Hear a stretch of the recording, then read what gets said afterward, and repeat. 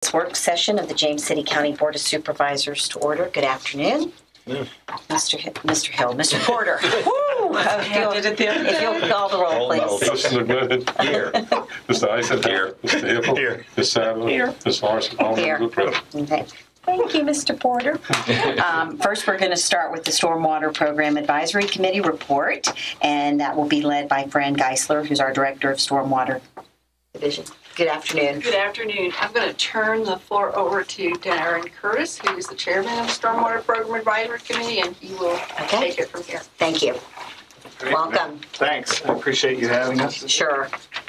As Fran said, I'm the chairman of the board of the SPAC, Stormwater Program Advisory Committee. And I also have the ex-chair, Alan Ayers, with me.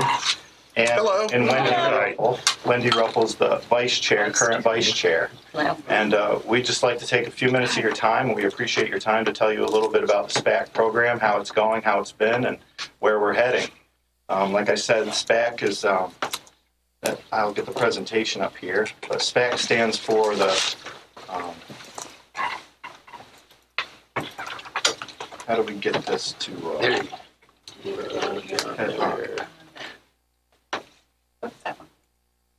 all right, okay, sorry, thanks. No worries. So we're SPAC is short for Stormwater Program Advisory Committee, and this year is the 10th anniversary of SPAC. We just want to. The crux of this meeting is to tell you how SPAC is an influential committee in the community, and how it directly impacts the quality of life of James City County residents.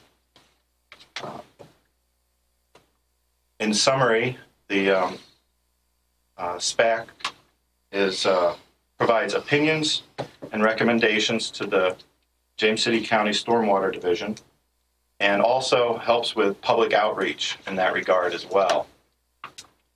We are seeing some long-term results from this relationship, and which is evident in reduced runoff pollution in the county's waterways.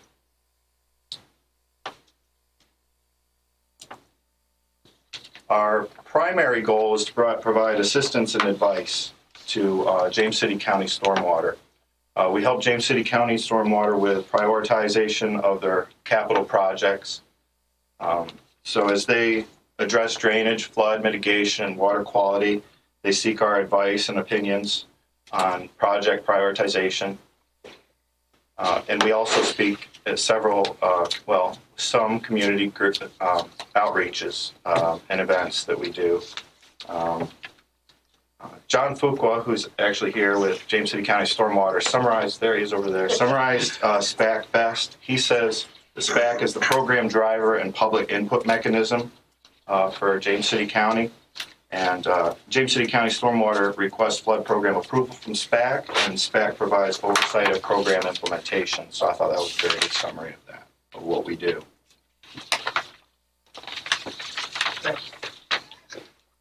Sure, John.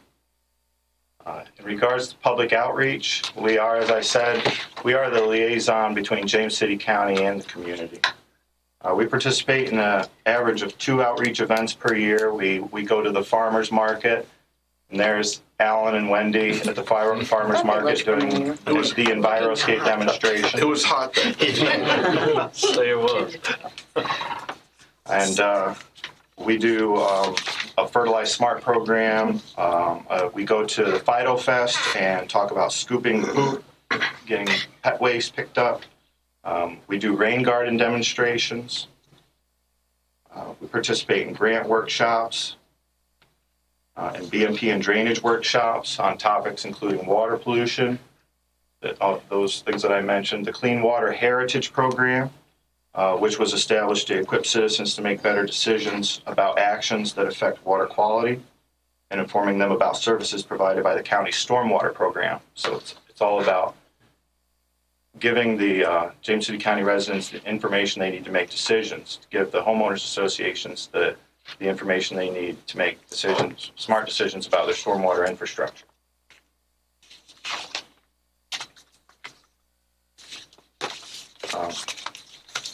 The SPAC has quite a few technical efforts that it contributes. We help develop the Clean Water Heritage Outreach Program, which I just described. We assess drainage, flood mitigation, and water quality projects for effectiveness. And that involves providing criteria to James City County Stormwater for their assessment of grant applications. So Alan and his team, prior to me being on the INSPAC, helped. I think they put in some long hours doing that over the course of some time. We provide input to the Chesapeake Bay and Bacteria TMDL action plans. TMDL is total maximum daily load, and that's kind of the crux of the issue, which is reducing the load of pollutants that go into our waterways and ultimately into the Chesapeake Bay, namely nitrogen and phosphorus are often used as gauges for this.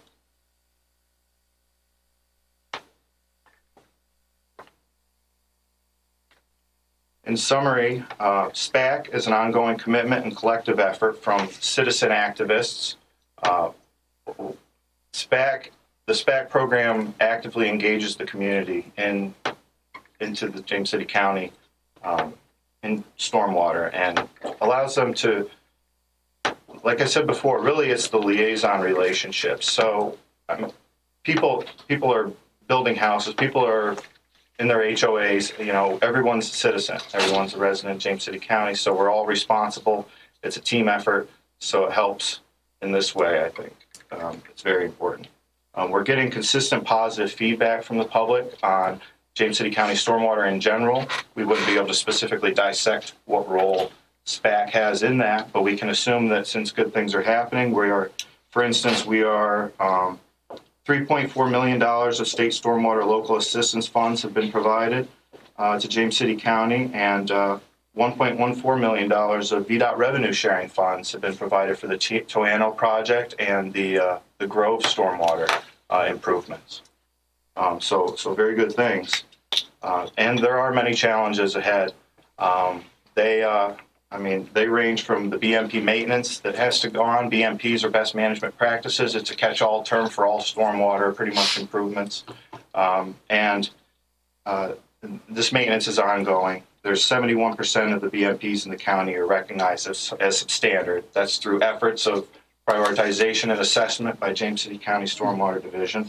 And the population growth is not halting. So in the past 12 months, 281 single-family home permits have been issued.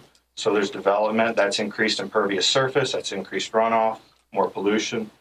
There's plenty of work to be done. I've been in SPAC since 2014, and the SPAC committee seems like a very engaged and productive group of people. I'm fortunate to be part of it. I thank you for allowing me the time to give this presentation on behalf of SPAC. I would love to take any questions that you have, and Alan and Wendy. Alan's been around a lot longer in SPAC than I have, so maybe he could answer some things that I can, but we'd all be willing to answer any questions you have. Thank you very much. Thank you. Thank you. I've got a couple. You got one? Go ahead. Do y'all ever go out to homeowners associations and kind of be an educational force to tell them, you know, why we need to worry about stormwater runoff and pollutants in our streams? Is that something y'all have thought about, or something y'all may, or is that in your wheelhouse? I believe that is part of the Clean Water Heritage Grant, or Clean Water Heritage Program. Okay. We've provided assistance to over 80 neighborhoods, and it's done through presentations and drainage requests, things like that. Will y'all, if a neighborhood, and I'm more speaking out for the public, if a neighborhood reaches out to you, will you go out and speak with them and you know, give them guidance? I know you will, but I'm trying to encourage the residents out there to reach out to James City County and you know, get involved. And some of you got people that are in neighborhoods that, you know, are wondering about certain things, just trying to get them more engaged and, you know, let them know what we're doing and what an important role this is, but also get them engaged so that we can, you know, interact more with them and, you know, kind of stretch our arms out a little bit further. It's one of our prime missions, including the Stormwater Division. It's right. Prime mission to do that, educate the public. and this might not be in y'all's wheelhouse, but a lot of citizens are putting nitrogen and all the chemicals out on their lawns to keep them green. And of course, green lawn looks beautiful, but it not necessarily stays on the green lawn. And as we know, it runs down and causes other issues as well. That's right. Is there anything that they can use differently instead of the regular 10-10-10 or some product off the shelf? Can I answer that? Yes, ma'am. What we have in the county is an agreement with Virginia Cooperative Extension called our Turf Love program. And we underwrite the staff that works with homeowners to get nutrient management plans so that they can have beautiful lawns more cost effectively and with less pollution. So that is a program that we do offer through the Stormwater and Resource Protection Division's budget. And we have we get about 150 different nutrient management plans done a year, and they do quite a bit of outreach. The Stormwater Advisory Committee has rat cards that talk about you being smart for your yard and fertilizing smart. And so they do talk about that when they do outreach events. Right. So we're kind of a two-pronged. And I know we're getting a lot out, just trying to get even more, trying to get the citizens that may be watching today. I'm sure there's probably about 5,000 watching this show. But trying to get, the ones that are watching involved. And now, and we've had this year more flood events than normal. And where my district and Supervisor Sadler's district divide, right there, Cranston's Mill Pond Road, we've closed that down several times. And every time we close it down, if you ever get a chance to go down there after a major event, ride down to the bottom, not advertising across the road because, turn around, don't drown, but ride down to the bottom and look at that as it's coming across there. It's silt. There's no ifs, ands, buts about it. And we have the Yarmouth, which is a beautiful creek, and all that silt is continuing down the Yarmouth. So just something to, when we have one of those major events, and you'll know when the county, you call in. I usually call Bill and say, Bill, the road's flooded again. We need to shut it down, and we'll shut it down because we may have that much water or better coming across, and you'll see the carp swimming back towards the pond. Yeah. But the silt coming down through there is tremendous. Yeah. And it's going down that Yarmouth that is basically untouched right now. And just something to, think about as y'all move forward. Sure. Thank you. Thanks. That's all I have. Appreciate y'all's hard work. Thank you. Thank you. Yeah, and let me piggyback on something Michael asked about, and that is an awful lot of folks in at least my area of the county have somebody do their lawn for them. And so we also working with those landscaping companies to make sure that is there a way that we can certify that they've gone through this kind of training and use these practices and encourage folks to look for that? That's almost beyond the committee's role. Mm-hmm. The state has tried to do this over the years, and with some success. And recently, Virginia passed a no phosphorus rule, which has helped quite a bit. You can't put phosphorus in fertilizer anymore. That is Virginia, correct. right? In Virginia. Right. But we do try to work with the homeowners associations to do some education so that homeowners can talk to their, because they're the customer, and if they want it a certain way, the companies will follow. So that's really how we try to approach that. Well, I want to echo Michael's thanks for your hard work on all of this. I know that you put in a lot of time. It's a very technical issue in a lot of cases, yet it's something that has a tremendous amount of potential for damage to homeowners' property, to the quality of the environment, to the quality of our waterways, and so forth. So thanks for doing all that. And I know that folks in my district in Grove are very excited about the prospect of getting their drainage under control with this funding that's available for the county now. So appreciate all the hard work that you've put in on that. I do wonder about the stormwater ponds that are out there, and I think a year doesn't go by that I don't have one or more neighborhoods come to me to ask about issues relating to the maintenance of those ponds. And they're concerned about whether they have the technical ability to do things right. And so that's an area where I would hope that we focus a lot of attention on making sure that we provide assistance to the folks. We do provide assistance. Mm-hmm.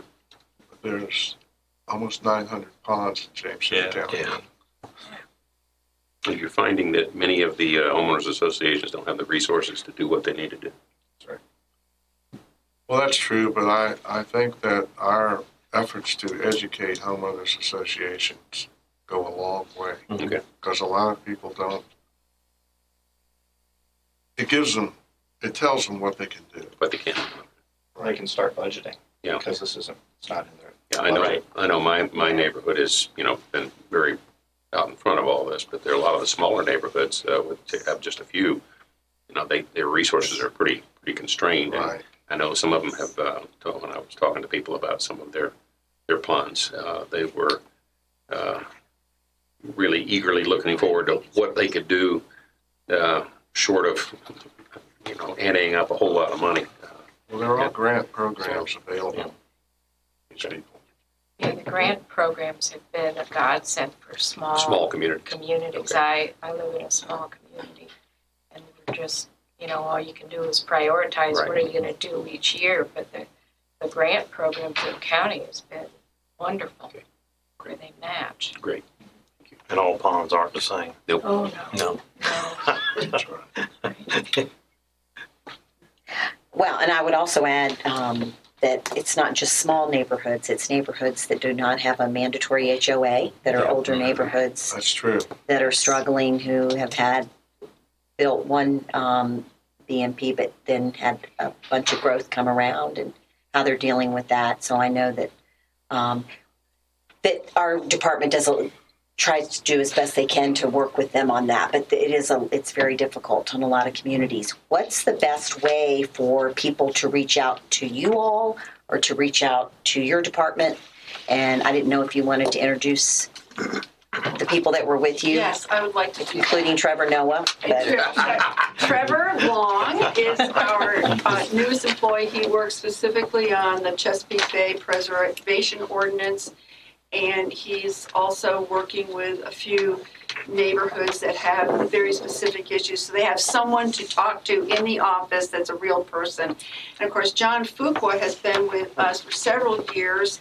He is primarily responsible he's the first person people call for drainage problems. If you've got a concern about drainage in your yard, John is your first phone call, and you can do it online through Civic Plus, and we get quite a few of those a month.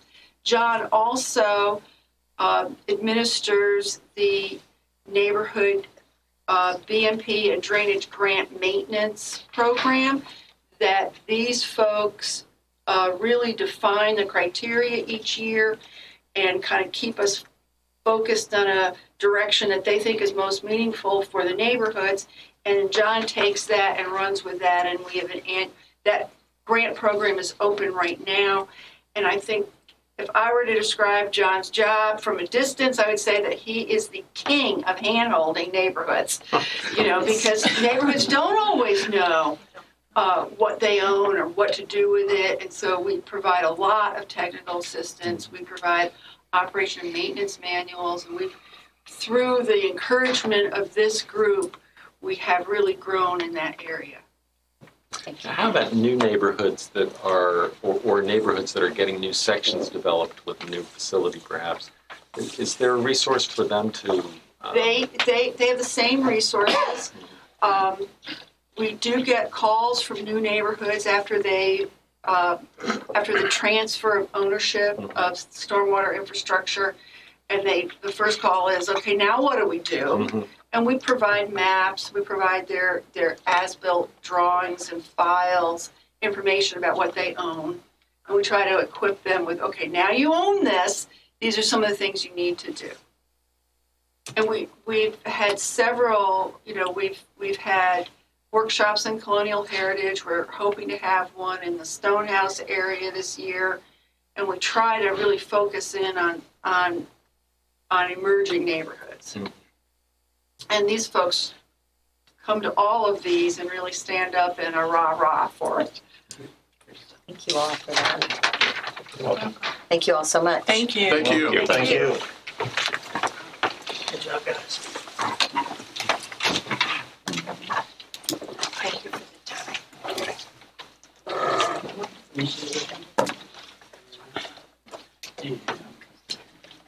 At this point, if we could, we have with us Ms. Toms, who is the Drain City County Treasurer, and Mr. Bradshaw looks like he's going to join her. We should say right at the outset that the two of you are duly elected positions, so you certainly do not, certainly not here to ask you to answer to us, but we're just, as you can imagine, we've had quite a few phone calls about some issues with business licenses and some delinquent notices that were given, et cetera. And so we thought it was best that if you were willing to come to a work session to help us get through this and work together, we'd appreciate it. Does that pretty much sum it up? Okay. Not sure. Yes. So. Did I not send you? Yeah. Oh, okay. Sorry. So first of all, I appreciate you guys inviting me to come speak. As you know, there's been some kind of issue with business license billings and has caused a lot of heartache in the county. So Richard and I got together to put together a timeline of what has happened and give you some information about why I came to the decision that I did not to waive penalty and interest on these. So there was a large mailing of business license invoices on March 7th, 448 invoices, and they were due April 5th. Only 69 of those paid on time. 292 of them have paid since the due date, and there's still 80 outstanding. I did receive 60 letters from people, which I consider a formal request to waive penalty and interest, and we do have notes on about 90 accounts that people called about not getting their bills. In your packet, I have a copy of the business license renewal form that says on the back of the form that the payment is due by April 5th. There's a copy of the county ordinance that lists the filing due date as March 1st and the payment due date as April 5th. And that was put into place in 2002, so it's been in place for 16 years. There's a copy of that ordinance in there as well. Once people started calling about the issue, I did get with my employees, the one that prints the bills, the one that brings the mail over here to be mailed. 450 bills is a large number, so we remember when we send stuff like that. So they remember printing them, and they remember bringing them over here and posting them. I have a report on here from the postage meter that does show we paid postage that week, comparable to sending out 450 bills. I also reached out to the post office to ask them if they knew of any issues, any kind of glitches that happened in their system. There's a response from them in your packet that basically says we don't know of anything. Yeah, so that was about all I got. But I did try. The rest of the information, once I had all of that, I reached out to Adam. I also reached out to the Treasurers Association, legal counsel, and a couple of other treasurers in the area, and pretty much the bottom line is I do not have authority to waive penalty and interest based on a bill not being received. There's just no code that gives me that ability. The only thing that is specified in the code is if a taxpayer is hospitalized on the due date or in the case of a death. So what I did include as well are some AG opinions. The first one that says the taxpayer knew he owned the property and had not received a tax bill on the same. He knew it was taxable and the duty was on him to investigate and to pay it. The next one says that it's my job to collect what is assessed, including penalty and interest, and if I don't, then I am personally liable for it. So I'm going to collect it. and then the last one, I did not know this until today. It does say that a taxpayer can appeal to the circuit court if they do not agree with my decision not to waive. I didn't know that until today when I reached out to the TAB council. So that is something that we will start, notifying people that they have the right to do. But that's kind of it. The decision not to waive is based on those Attorney General's opinions. I've used those same opinions since being in the office on any kind of tax. Anybody that, their reason for not paying is they didn't receive a bill. That's the standard response, that you should know that the bill is due and you have to pay it. On the back, I listed a possible solution or something to help mitigate it. James City County is one of less than, Richard and I researched it, one of less than 10 localities out of the 130 or so that have a different file and pay date. Most localities you file and you pay on March 1st. So one thing we could do is go back to filing and paying on the same day. That removes the invoice requirement. They can certainly contact the commissioner's office if they need help calculating, but it would all be due on the same day. So you have there are a lot of businesses that pay licenses in different localities. They're used to the file and pay on the same day. James City County is the outlier for most of them. So that's one thing that we could do. It would really help us because the software system that we recently purchased does not like our process. It's built to work with the file and pay date on the same date, which is what all the other localities that use that software do. So it makes a very manual process for us for business license billing. We are actually touching every single account before we send an invoice out, so it's very time consuming. So that's it in a nutshell. That's kind of the timeline of what happened and what I know about what happened. I'm sure you have lots of questions or have gotten lots of questions, and I will certainly answer anything that I can. And, of course, Richard does the assessing side, so he's here for, I don't want to speak out of turn and talk about the job that's not mine. One question that I had was, we still mail these? Yes. Which that was another thing I've heard a little bit of, that a lot of localities don't mail anymore for specifically this reason. Have you looked at that? That's what we are one of, like I said, less than 10. Okay, so that's when you're talking about the, so you would just not, if you did that, you would no longer mail? Right. Okay. No, we would no longer, we would mail a delinquent notice. Okay. We would tell you, yes, that, you've either filed or Richard sends them a notification if they don't file on time. Okay. And so we would send them a delinquent notice. Because one question that I did get from somebody was that they had to fill this out and send it back, right? And so with that went the information about when it was due. Mm-hmm. And they weren't sure how much was going to be due, and they didn't receive their notice from you, so that's why they were late. So, so I just wanted, that's not really a question, it's just more of a... Yeah, and the form is more Richard's, but it does give you how to figure the rates. Right, I see that. And you can certainly call Richard's office to and quite find frankly, about half of the people do send a check with the renewal form. On the back, it says So you may pay now or be invoiced. So a lot of people pay when they file because they're used to that with all the other localities are doing the same. One of my questions, 448 invoices were mailed. Were there a lot of people who had already paid? In other words, is this what percentage of the total is it? That particular week that these invoices covered, we processed almost 1,100 renewals. Okay. And 448 needed to be invoiced. Okay. The others had either already came in during the week, wanted to pay cash when they brought the renewal form in, or sent a check. Okay. So again, you're looking at about 60% of them that were filed during that time period paid with the return. Okay, so this is a minority of the total, and that you actually had to send the bill out to. Yes. Okay.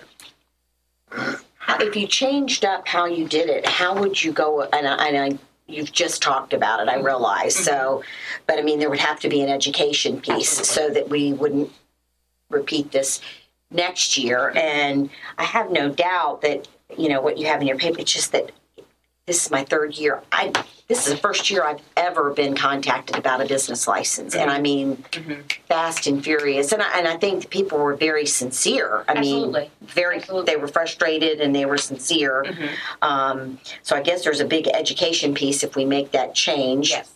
But Yes. if there are people who own a business in other counties or do business as well as ours, they'll be used to that. But there's that other portion you're going to have to Right. educate. Right. We would probably do some mailings, stuff on the web and internet, that kind of thing. Okay. To try to get that information out. I think we have some citizens here who have had some issues with this this year, so I just want to say thank you for coming. So with this new process that you're considering, do you have a time frame when you're actually going to sit down and formulate a new plan on how you're going to do this? Do you have a time frame? Or It would take an ordinance Yeah, change. we'd have to change the ordinance before we could do. So that would be Right now, the license ordinance says you must renew by March the 1st with payment due no later than April the 5th. That's hard-coded into our county ordinance. That would have to be the first thing to change. okay. So you all would have that conversation and then talk with the county administrator and the county attorney and go from there. Okay. I just wanted to follow it since you happen to be here, because I know that several of us turned to you because people were looking to us to waive the fees. So, which you have said that we are not able to do. That's correct. Just for clarity's purposes, and Ms. Thomas and I talk frequently. I'm not her attorney. That's why she talks to the Treasurers Association of Virginia. But we do talk, and she even asked, is there something that the board can do? I couldn't find anything. There's that Attorney General opinion that's on point that really picks up this exact circumstances. That a taxpayer doesn't get the bill, that's the taxpayer's problem. And while it's awful in this situation, and we even had it personally. My wife had extra fees for her business license as well, and I heard about it at home often. There's nothing we can do. I could not find the authority for the Board of Supervisors to fix it. Waiving penalties is solely within the purview of the treasurer, and even then, when she can do it, it's very limited, and it's not in this circumstance. I get one other issue that and I don't know what the legality of it would be, but I had a long conversation with a business owner here in Newtown yesterday, who was very upset because 20, 30 years never missed a payment or whatever, but now they've got a late payment, penalties, and interest. And her question was, she says, this it adversely impacts my perfect credit rating. How do we assess? How do we deal with something? No, it does not. Okay. That's not. That was the concern that I was hearing. And I've heard that before too. Okay. But no, we don't report anything to a credit Okay. bureau. So that should not adversely affect anyone's credit. We did everything we were supposed to do and sent them out. It sounds like to me that, is it not the post office somewhere in that wonderful organization that the mess up happened? Because, what I'm looking at is, and I can understand the citizens being upset. And I know when mine come, and I get about, seems like 15 from all the other jurisdictions I work in. But if we sent them out and did what we were supposed to do, and we followed the rules and everything that we were supposed to do and got them out, it sounds like to me that the post office or the postal service is the issue here, whether they delivered on time or not. Right. And I don't blame the citizens for being upset because, I've been in a situation where I didn't get it and but. And there's actually, I didn't include it, but there's actually a code that requires me to use the postal service. Right. I have no other option. That is what I am required to use. Because once it's sent in there, it's presumed the other party has received it. Yes. Yes, and that's a legal item there. So really, it's not this board. It's not the two of y'all. It goes back, it goes back to the United States Post Office. Right. And like I said, I attempted to reach out to them. I did have a phone conversation with somebody. I believe she's the lady that sent me the email, and she was going to follow up with the local postmaster. But of course, I believe our mail goes from here to Sandstone back to here. So from here to I don't know how many. One of the Pickup Richmond? spot's one of our two main post offices, but then it just gets packed up and sent up to Sandston for them to turn around and sort it and send it back to us. That's why they're so efficient. Yeah. And I'll be honest with you, we had excise tax that was due on the 20th. I will, towards the end of this week, I will probably get some timely filed excise returns with a postmark date of the 15th. So things do get held up. Yeah. Okay. Can I get a little bit of context here? So compared to a normal year, what are the numbers of late payments and delinquencies that we're experiencing? I don't have that with me. On a normal year, I have it here that I've got 60 letters. On a normal year, I might get 5. 5. Yeah, so it's and the phone calls and all that kind of, it's a lot higher. I could certainly get that number for you to find out. And what's the range of liability that we're talking about here in terms of the fines and the minimum payment for a license is $30. So 10% of that would be $3. The highest bill that was outstanding was $300,000. $300,000. That would be $30,000. That'd be an ouch. Yes. I'm sorry. But $3 can be an ouch for somebody Right, else too. yes. So it's all relative. It is. And it's. I don't like it. I don't like that I had to make this decision, but I don't have the authority to make any other decision. It's all that I have in front of me. When you say, when we talk about doing away with mailing, but then you say the only thing you can do is post office, so there will be no electronic communicate. It'll be you as a business owner. It is your responsibility to know that on March 1st, you need to come in and pay your bill or mail it. Richard would still send a renewal notice. Right. So they would get a renewal We notice. too get to notice. Yeah. We use a mailing service, and along about the first week of January, those business license renewals all go out, all 6,000 of them. Mr. Keppel knows because he gets one, and it gets there. It gets there. For the one from us, usually gets there about the 7th of January. Plenty of time to file by March the 1st. But there's really not going to be a way that you can do those and just send them online. Ms. Sadler could probably appreciate this. We got a call from somebody which I'll go to the website, you can do this and this and this and this. And he just flat out said to my license inspector, "Ma'am, I'd love to, but I ain't got no online." And there are people who have pretty decent businesses who don't do anything on the internet. So again, we're still going to be, and state code requires in many cases that we do send things out by the mail, by the postal service.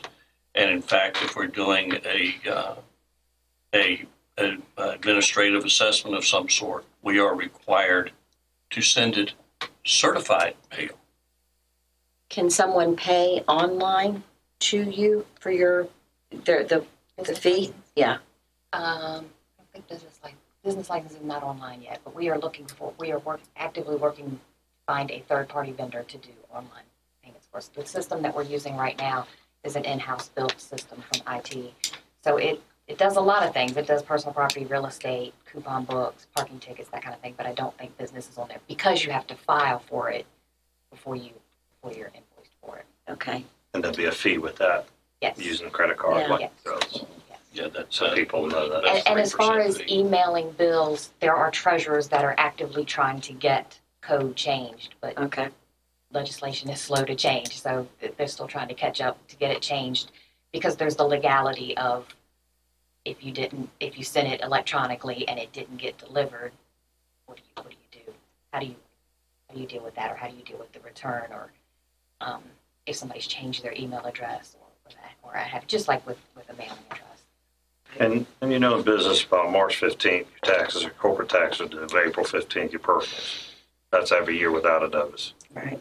And if you don't do them, you will get a notice. Right. And the same rules apply to personal property and real property taxes?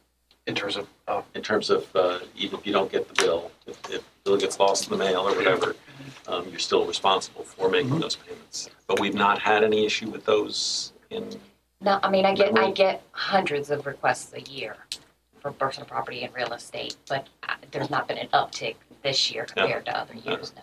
It's just this, and we've isolated this down to this one group. Of course, it was the largest group of bills sent, but we have, the rest of them seem to be fine. So I had received a letter that was asking the board to do an audit of the office of the treasurer, but I'm presuming that that's out of our purview. It's not the office of the board. I just wanted to bring it up while we were here to make sure that I wasn't going to. Yeah, they have an annual one, but it's not one that I think you can go stomping into the... Okay. We have the annual one with the county. We also have one by the APA, the Auditor of Public Accounts, every year.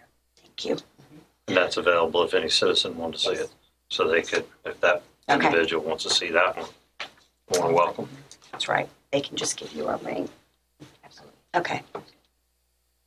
Well, I appreciate you both coming in today, and I have great empathy for the citizens that are,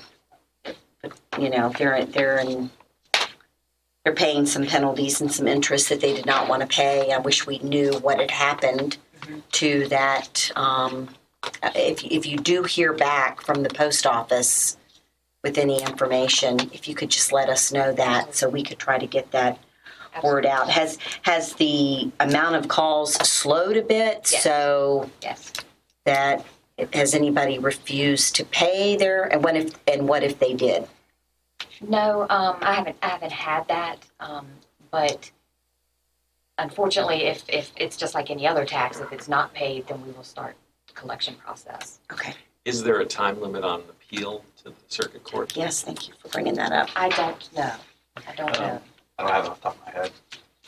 Well, that would be Generally, I believe the normal appeal for taxes is 3 years from the due date, from the last day of the due date for the year.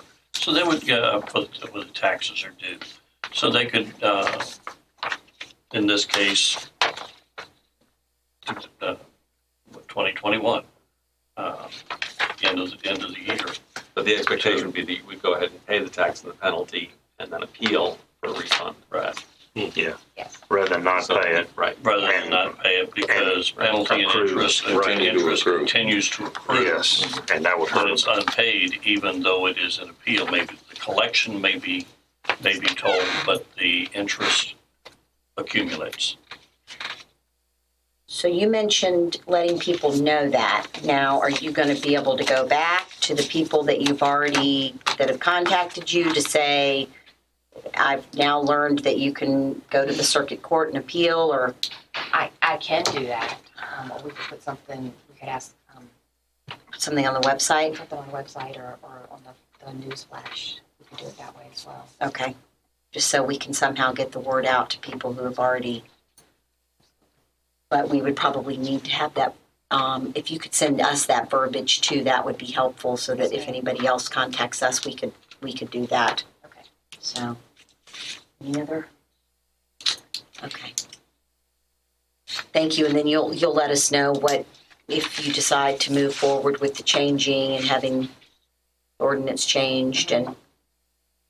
Okay. I mean, is it something that you guys would consider? Oh, sure. Oh yes. Okay. Yes. And again, I will tell you this, many people do like to have that extra 30 days to pay it, Understand. rather than having to calculate it themselves and send in a check with it. But that is the norm throughout the state. 139 jurisdictions and fewer than 10 will have a due date for payment other than the due date for the return. I think if we educate people on that and because I know that was one of the first things Mr. Porter said to me when all of this started. So, okay, thank you all. Yes, thank you.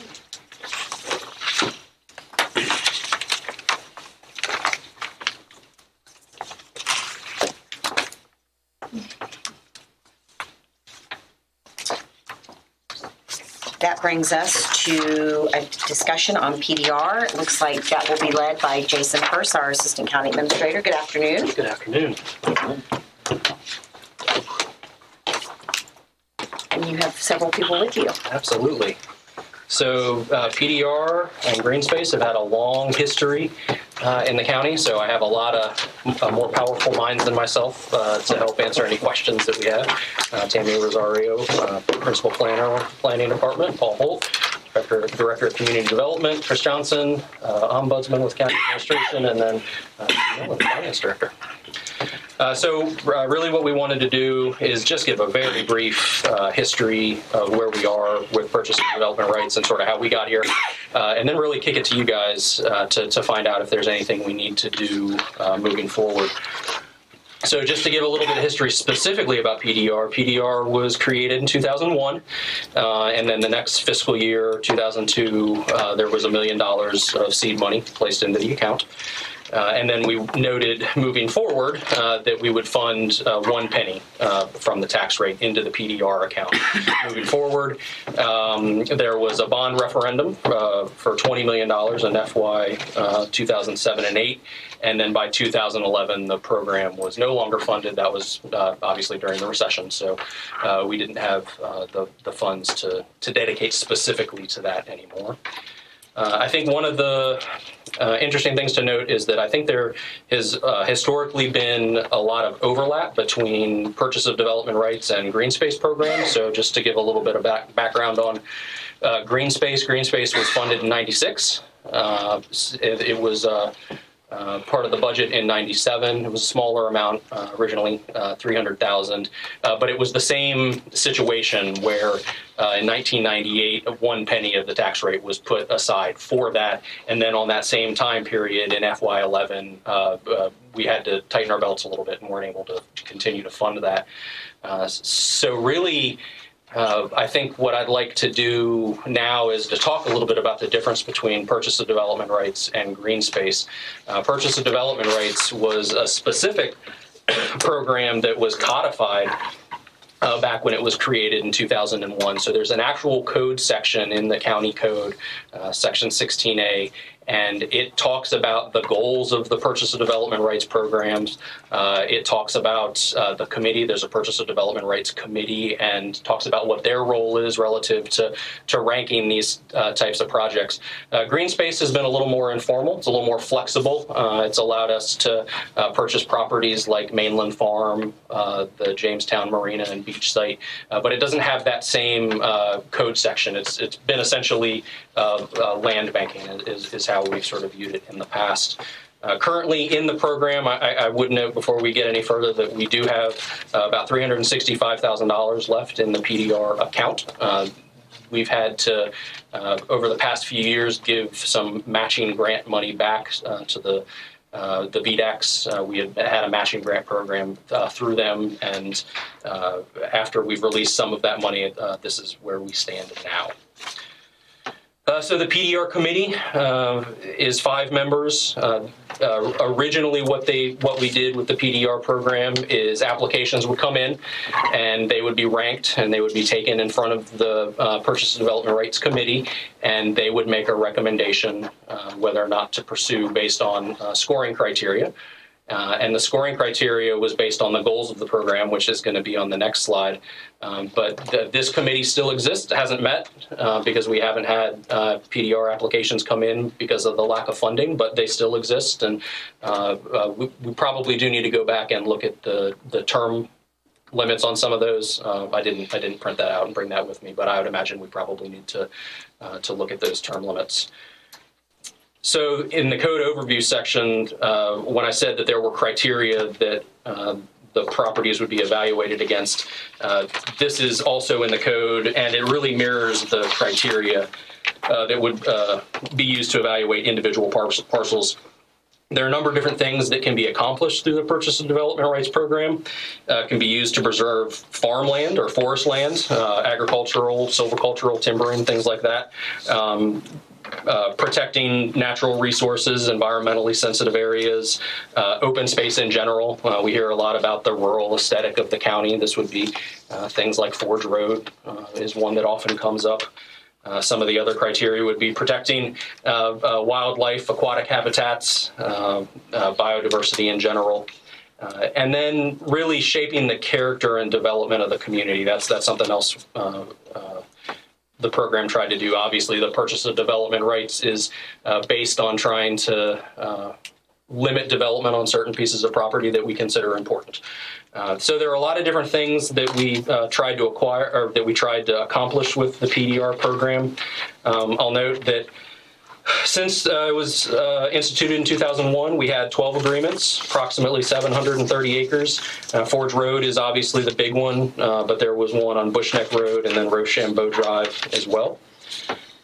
Probably more successful in that same time period has been the Green Space program. A little over twice the number of agreements, approximately 1,300 acres. And I'd be remiss if I didn't note that there are a number of different types of green space agreement. Not all of them were just the county purchasing pieces of property. We obviously purchased Mainland Farm and the Exxon property, but we were also able to acquire timber buffers along Route 5. John Tyler Highway is a scenic byway, so we were able to acquire conservation easements for the first 150 feet along that roadway.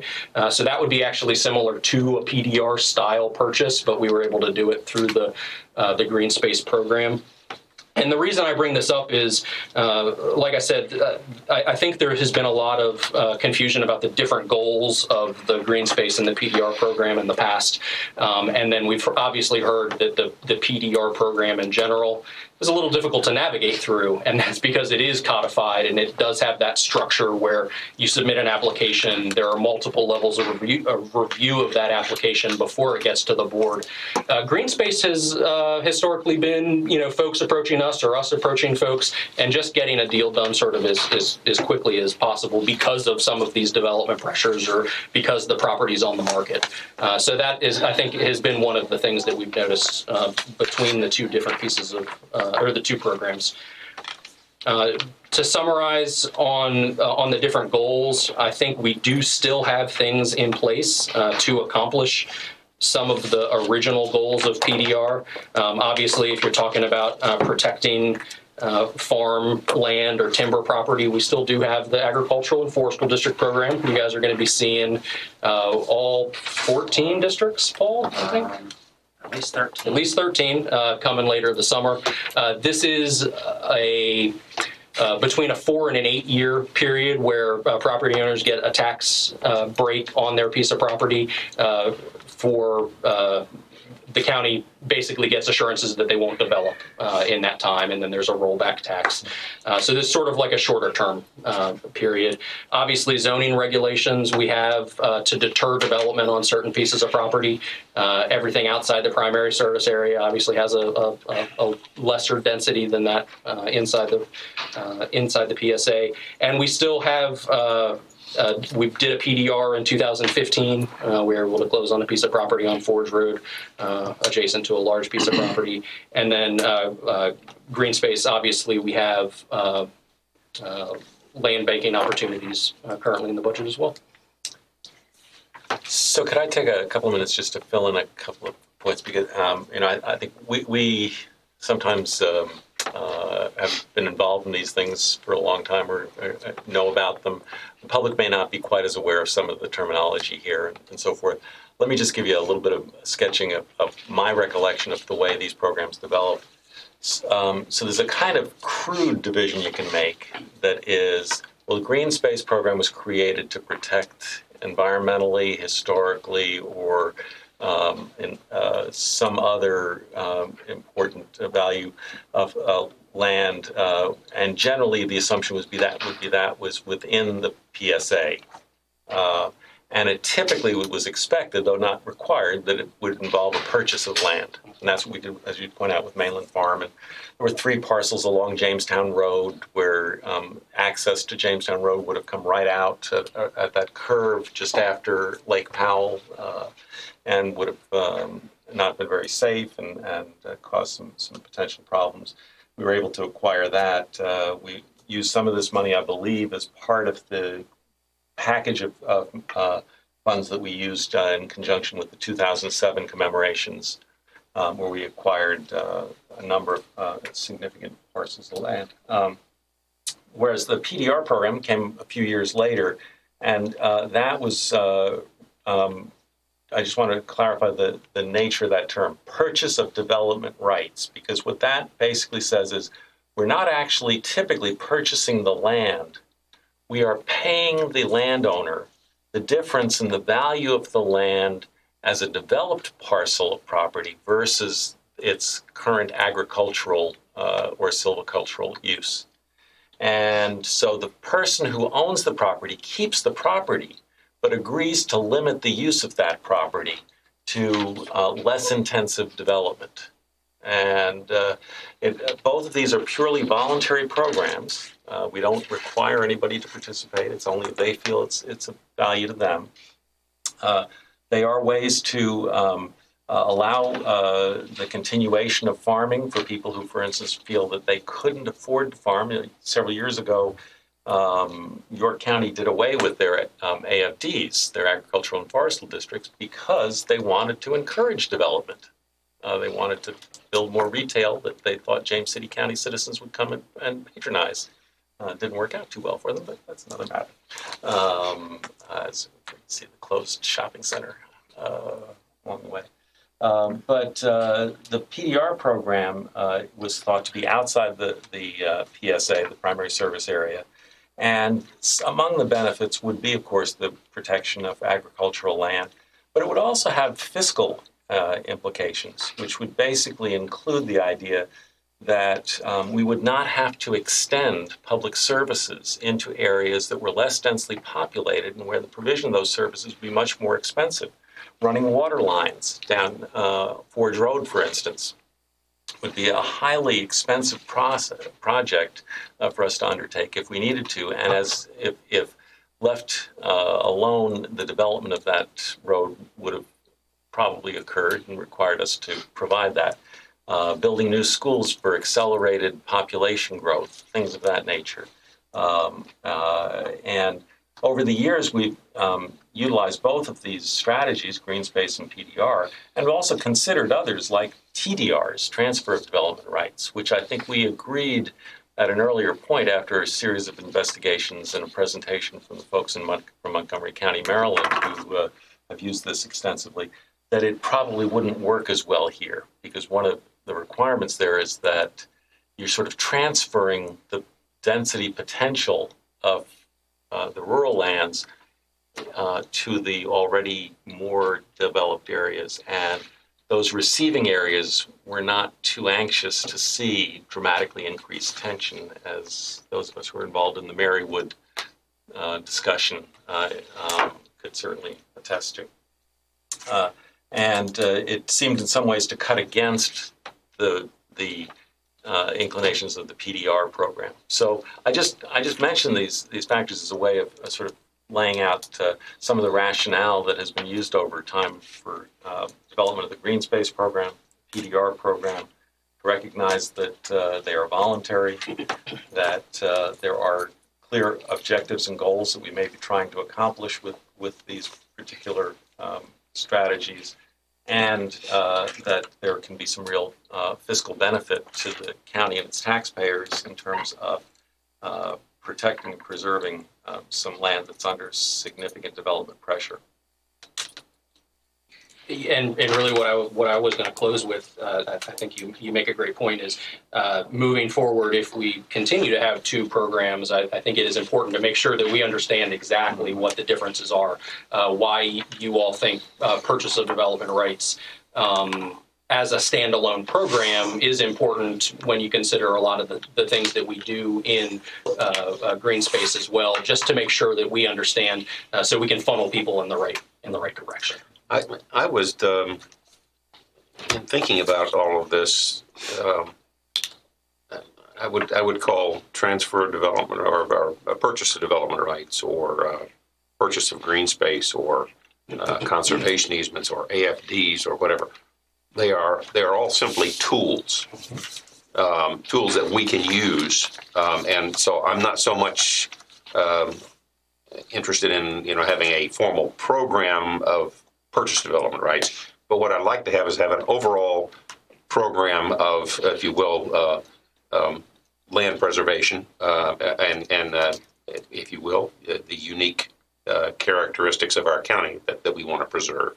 So that this program would be aimed at preserving the nature of the county, and that the tools we have available would be all of these, and that you might have, we might entail revising the ordinance or whatever, or simplifying it a little bit to where it's a little easier to deal with, because one of the problems people have had in the past is it was very, very structured and very drawn out, and it was very difficult to get through.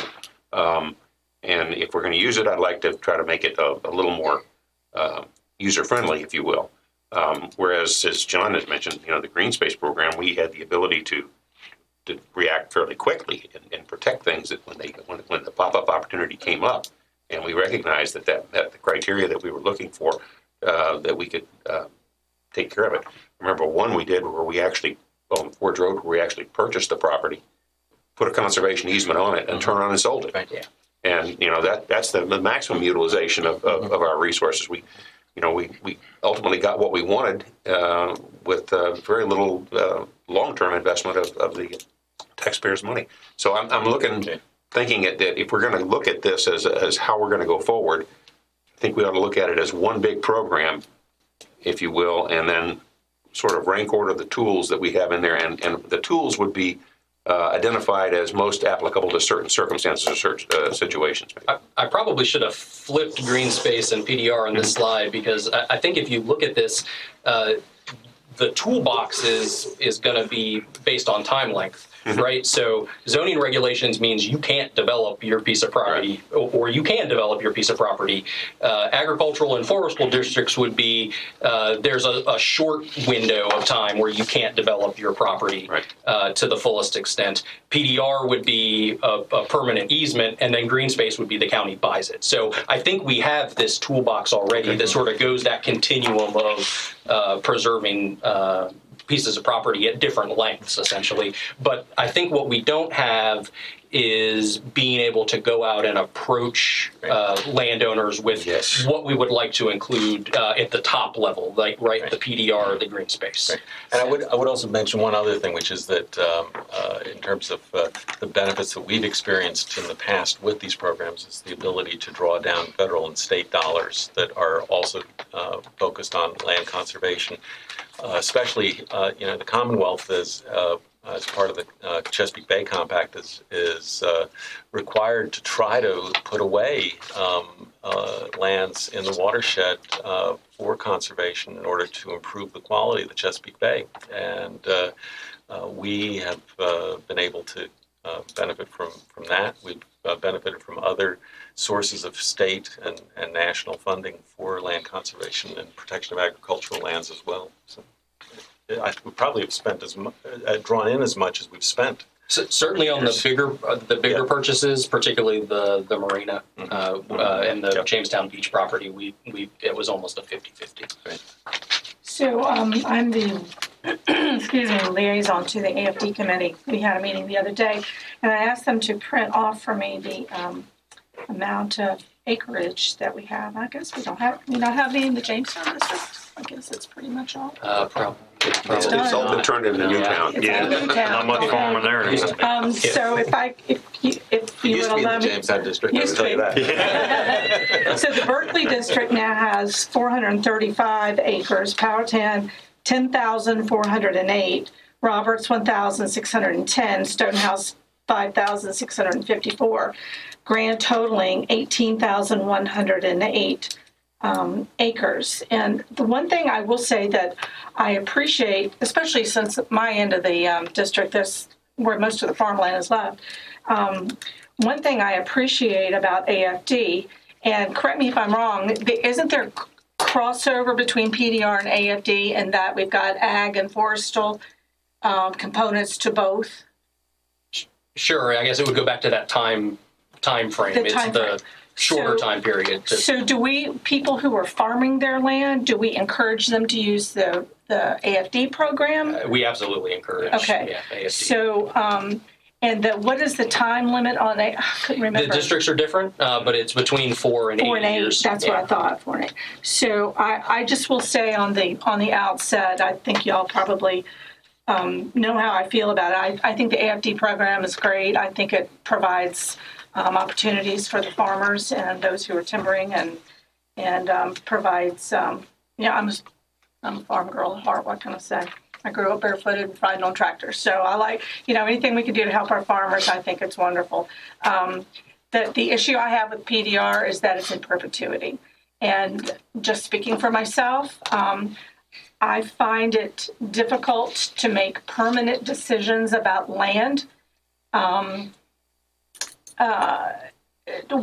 where it would affect future generations. And I think we're taking away their ability to make decisions about how they need to utilize their property because it's in perpetuity. The nice thing about the AFD is that it's renewable. And it certainly gives folks the option to renew. And it's a great group of folks on the committee, and there are quite a number of them coming up, I think, for approval in the near future. So it's been a pleasure sitting with those folks, and I think that's pretty much all I have on it. What would be, if I owned, say, 100 acres, what would be the difference if I put it in PDR or developed it? Either way, my children wouldn't get a decision on that, or future generations. Well, they can. If I developed in a neighborhood, That's it. 3 generations down wouldn't be able to come back and, it's done. And it's just, I'm not going against what you're saying. I understand what you're saying, but I'm looking at the other side of the fence too. Once it's developed, it never goes back to anything else. And I know that very well. But I think, and the thing with PDR, green space and everything else, it's a volunteer plan. I know a guy's got 1,600 some acres, it's in PDR.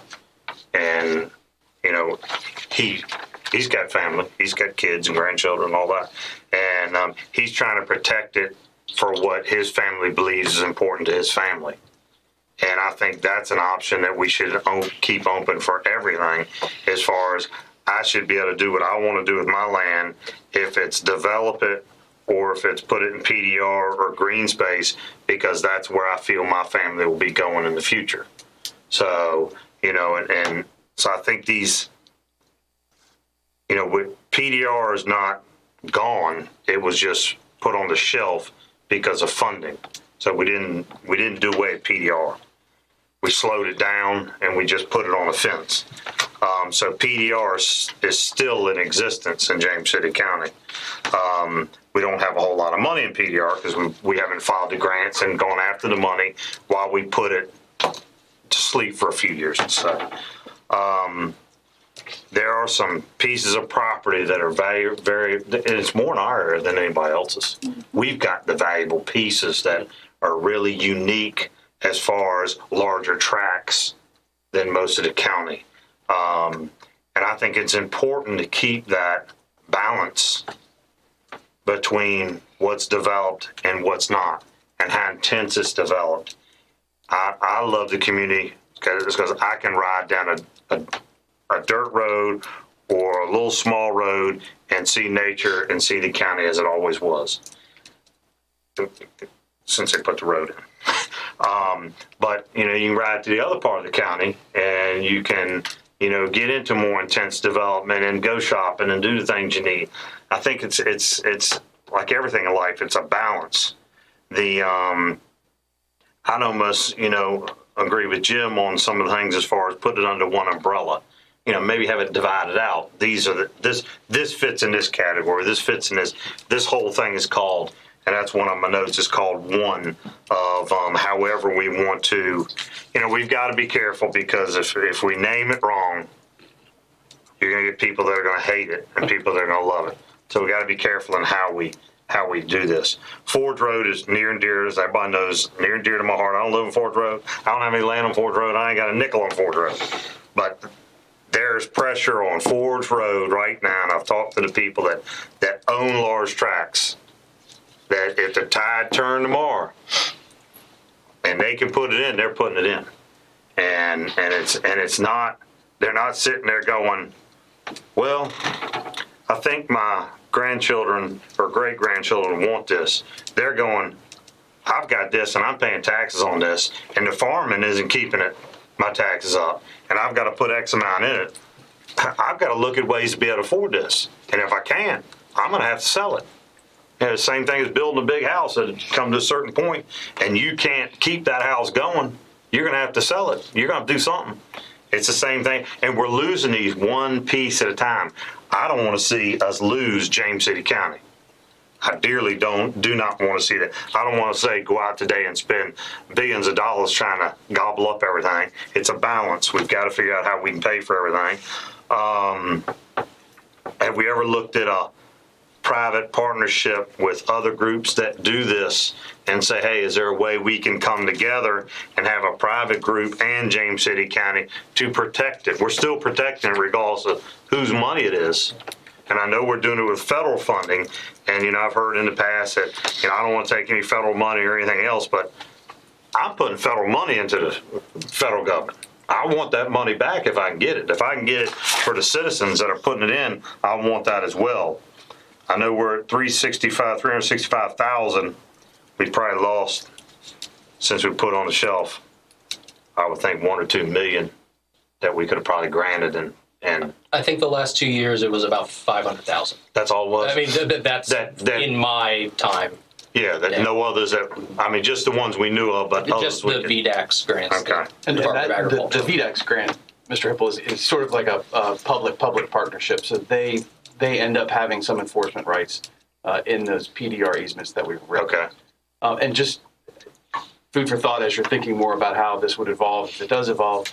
The PDR program is not an all or nothing. That particular section of the code, the Virginia Open Space Land Act, that gives you the right to purchase an easement from anywhere from 5 years to in perpetuity.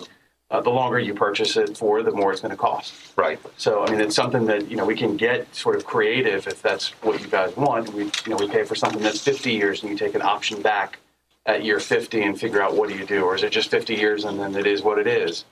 There's really any number of things we can write into a deed. And that might be something that Miss Sadler may go, okay, well, I could, that's if we have that shopping cart, and you say, okay, this piece of property, maybe you only want 20 years. And to that point, that's why I like the AFD. The folks that are farming say that, it makes it difficult. That's what the AFD program helps them with, is with those tax credits. Right. And people that do choose to develop their property, well, once it's developed and somebody buys that property, it's not the original landowner's property anyway. So it's been sold. So. And this one on Ford Road is in the AFD, and they're still thinking about, because it's the pressure. The real difference here is that for the landowner, they get the opportunity to realize the revenue that they would have received by selling it, but keep the land. And that's a real benefit. It is. It does limit what they can do with it, but they still own the land. And with the AFD, if they eventually, after 4 or 5 years, decide that, well, no, I can't afford it anymore, I have to sell it. I've gotten a tax reduction. I haven't realized any additional money by going into the AFD, but I've paid at a lower tax rate, paid it what it's worth as agricultural land versus developable land. But I haven't realized any financial benefit from my land that allows me to keep it in the purpose that I want it to be in. But that's kind of the way that and operates. some of the landowners I've spoken with who are farmers who wish they could afford to remain farmers longer. One of the points that they've made to me is they don't think it's the government's role to be doing all this. So using other taxpayers' money to, and that's just their opinion. And that is an opinion. That's an opinion worth thinking about. But remember that when when we did approach this before, it was overwhelmingly supported by the electorate, most of whom don't live on those properties. And what they were saying basically was it was a value to them to be able to protect the small town feel, the rural atmosphere, the fact that they wouldn't have to have as rapid a growth rate that might cost more in terms of services. And all of those things were enough to convince nearly 80% of the voters in the county to vote for a bond issue that said, we want you to use, there was a $20 million bond issue. I think we returned 14 million of it, but because of the recession, and so forth. But the fact of the matter is, the taxpayers, if given the choice, at least in that instance, overwhelmingly said that they supported that notion. And when we've asked the question in subsequent surveys for our comprehensive plans, they have continued to support at very high levels the idea of using taxpayer dollars to protect agricultural land. So, voters have an opportunity to make a choice, to decide, and I would certainly think that if we were going to get back into the notion of robustly funding PDR, that it would involve some form of a bond issue that would allow the voters to come and make a judgment about it. And what was it that you brought up about a shorter time limit on the life of it? Yeah, what was it you just said? We could do, as Adam was speaking, we could do a shorter lifetime. Instead of doing it forever, you could do it at a 50-year. And in 50 years, that could be, you could have the option to up it or leave it, and then you get less depending on how much time you have. So, if you do it for the lifetime, you're going to get paid more. If you do it for 50 years, you're going to be paid less on the property. But after that 50 years, we're all long gone anyway. Right, So, yeah. so somebody else can worry about it. Yeah, That's why some of us think you got to protect. that's right, yeah. It'll all be gone. So how often do we receive inquiries from citizens that are looking to possibly do? For PDR, it's not as often. I think I've probably gotten 3 this past calendar year. Okay. Do you know how much we've spent 10. total altogether? How much have we paid people? For PDR, it's. That's all right. Tell me later. Okay. I don't know that I have that on this. Oh, I'm sorry. I do have it on this sheet. PDR is about 4.2 million. Now, the one other. I'm sorry, I just wanted to follow. Oh, I'm sorry. Any green space with that, is that mostly initiated by us so people don't reach out when a developer contacts them? Yeah, I think we do have a history of folks contacting us saying, hey, I'm going to put this on the market. Would the county be interested in purchasing it? That which is how those usually come about. I've got one right now where I talked to a gentleman in the county who owns a piece of property, and he wants to give it to the county. Not sell it, he wants to give it. But it would come with, certain stipulations on use. But it's one that would be, in my mind, a very good green space. It's on Jamestown Road. It would protect a certain amount of frontage. So yeah, a lot of people will come to us, but and I see PDR as being probably the less used, but an opportunity there for when it fits and it's right, it's great. We've actually probably done more protection and on a shorter notice by using green space. And I think what I would like to see us do is I'd like to see us sort of give staff the loosen the leash and say go take a look at this and see what you could come back and give us a plan on how you would do it, because we need to have some sort of structure set up if we're going to consider any kind of funding in it for the budget cycle starting next year. So this would be an opportune time to do that. We recently had Steve Clements come before us and say that he would very much like to have his land considered for PDR. And again, that would be an important piece of agricultural land that I think that the PDR committee had ranked fairly highly over the years.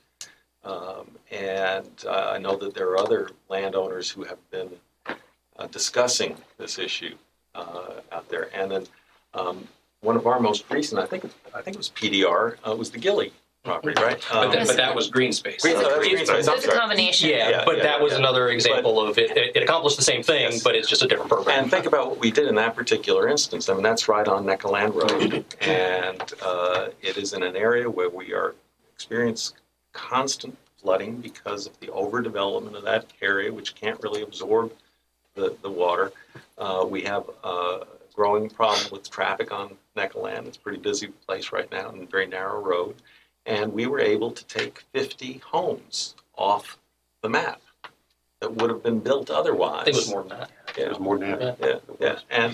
And to keep that as a farm, as he's got livestock out there. Uh-huh.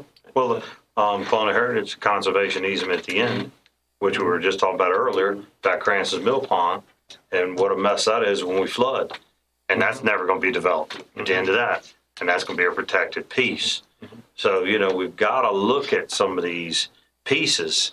I know one complaint I heard from several of them, wanting to get into the PDR program and talk. It was such a long process that it killed them. They were like, you know what, I don't. That's where I think we have to come up with a simpler way of doing the process. And I think if we have a 5 or 6 member board that's looking at these, we probably ought to have a board member sitting on that group, and we probably ought to have somebody and staff heading it up to get it, quicken the process, instead of I know we did. And well, I will say that is the difference between PDR and green space, though. There is no advisory board for green space. Right. It's staff sort of reacting on the fly. If we have that PDR committee process, it's going to naturally be a longer process. How do we narrow that down? Because I'm always looking at streamlining everything. I think we always, not us, but there's always too many meetings. There's always too much talk. There's always, I like that. It would be not having the committee. A committee. Yeah. Okay. Well, if that's what we may need to do, then if it'll get it moving more efficiently and get it down the road, because I can tell you one thing, all it's going to take is this economy changing, and it's changing, and on the good, development is coming your way, ladies and gentlemen. Yeah, I think we need to look at the question of what's going to speed the process up. One thing that might speed it up is simply having a dedicated professional in that position, whose job it is to go through the conditions that the landowner wants to see and that the county wants to see in the negotiation. Sometimes that's something that drags on for a long time. And then, for some cases, we want to move as fast as we can. Sometimes people take a while to come to the conclusion that they really think this is their best path for them to follow. I think I talked to folks from the Gilly family 15 years ago and suggested they think about purchase and development rights, green space, whatever. And, initially their response was, well, sounds okay, but I'm not really sure I want to do it. Right. And over time, they came to the conclusion that, no, we want to keep that property in agricultural use.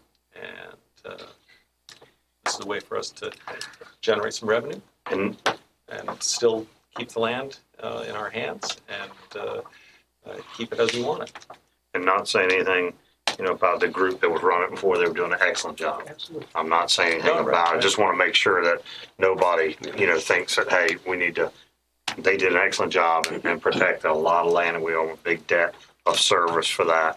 So, but, I think we always need to move quicker and faster. Just for clarification, you said PDR is primarily used outside the PSA. So anybody that would have homes out there typically on wells? Okay. And I think that was just a generality, because we've had cases where we did PDR inside and we did green space outside. It's, And if that's all under one roof, those buckets will be set up. So just tools you can use anywhere. Right. This is what we're using for this. And zoning regulations are important. And one of the great advantages we've had over the years historically has been just the idea that a lot of our undeveloped land has been A1. Yep. Right. Yep. And so that means that for anything intensive to happen there, it's got to come through us. And I think that's a good thing. So, not so good. Do you want staff to go out and gather some additional information on how to? I'd like to see staff put together an idea, given what we've talked about, if you guys could come back with a, if you will, a proposal on how you would recommend structuring it, how it would work, because I think ultimately we've got to get that piece in place first before we start deciding how much money we can put into different things that we want to in the next budget cycle. Sure. And is that something that we could do within a 2-month period? And 2 months from now? Yeah, I'm just trying to think of the time frame of the. We have a pretty busy September work session schedule. Maybe October would be better. But yeah, I'm just I thinking think we should get something. if we need or to. a reading file in between then. And I see Ms. Mellon back here, and I just wanted to ask if maybe we could include in that something about financing, debt financing. Yeah. And if also, if we need to take anything out to the voters, how long do we need to before November? Well, I don't think The order's got to come from the Yeah. judge 81 days prior, and the order comes from the board's ordinance. So back up 81 days, and then back up enough time to do a board meeting. So 100 days before, basically, the board. There you go. Out now. Now, can we have it tomorrow? So we'll put something together, and then we'll include something about a staff person in there as well. So what are you doing tonight? I'm just playing. Thank you. All right, thank you. Thank y'all. Thanks very much. We're gonna, Need to amend the agenda to add an additional. And the additional item that we talked about doing, Oh. but it's not clear. okay, all right. Yes, we're gonna take a short 4-minute break before we go into closed session. So Make it fast. make it fast, everybody, and then we'll come right back. I'm not sure my